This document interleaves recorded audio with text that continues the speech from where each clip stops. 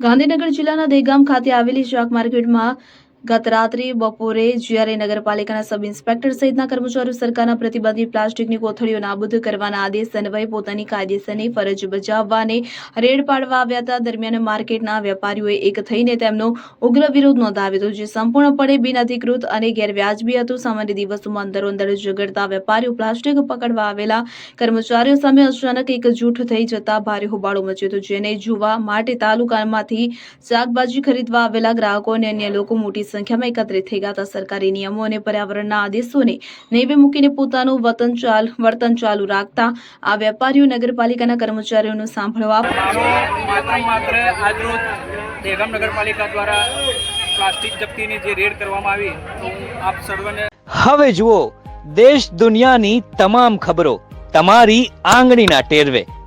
ઉઠાવો મોબાઈલ અને Google play store પરથી ડાઉનલોડ કરો અમારી CN24 ન્યૂઝ મોબાઈલ એપ.